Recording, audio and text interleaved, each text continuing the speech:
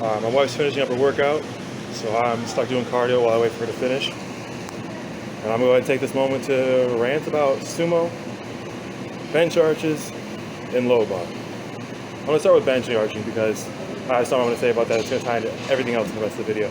So, probably the stupidest thing that I ever heard someone say was by this bench specialist. And he was on IG getting all get off my lawn about bench arching.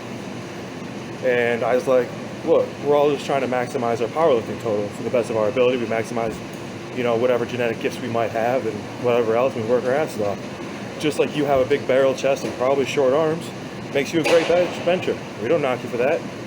And then he's all like, yeah, but they have to work really hard to get that kind of mobility. I was born barrel chested. Okay, one, that's the stupidest thing I've ever heard, on a number of reasons. Okay, you weren't born barrel chested, you're fat. Two, them having to work really hard to get the mobility up makes it less impressive to you.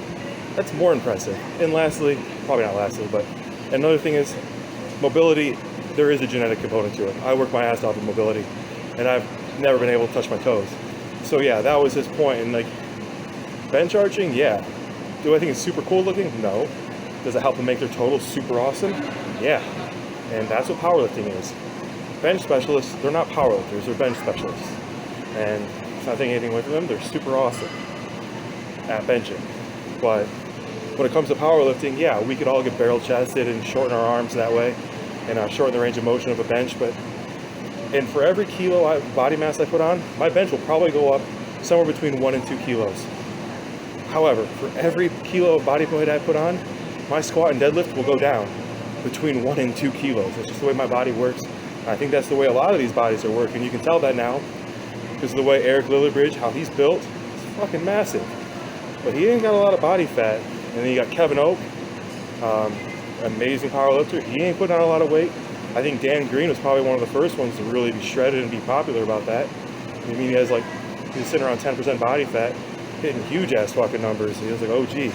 I'm sure I'm missing a bunch of guys that were, lean and stuff, but anyways, so that's my thoughts about bench arching, which brings me to sumo. Is sumo cheating? Absolutely not. Technically, by the strictest rules of the federations, no, it's not cheating. I think it'd be kind of cool to see the top sumo world records and the top conventional records differentiated that way, but it's not that big of a deal to me either. Once again, they have to work really hard at their mobility, and yes, sumo is easier than pulling conventional if you have the ability to do it. It takes your back further out of it, it adds your quads more into it, and your back is always the weak part in a conventional deadlift, and the range of motion is a lot shorter. So these sumo pullers who are getting all defensive saying, oh, it's not easier than conventional. Yes, it is. That's why you do it. And there's nothing wrong with that. Just like if I could bench arch, I would. And I just don't have it in the cards for me to bench arch or pull sumo.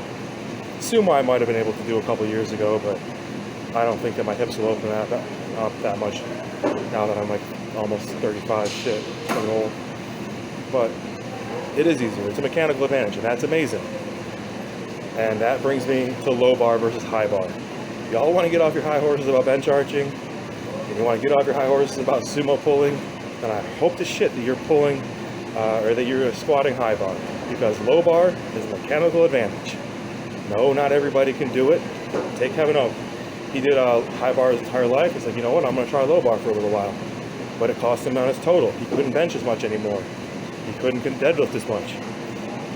So everything was suffering for his low bar. So he went back to high bar, and now he's a world record squat holder.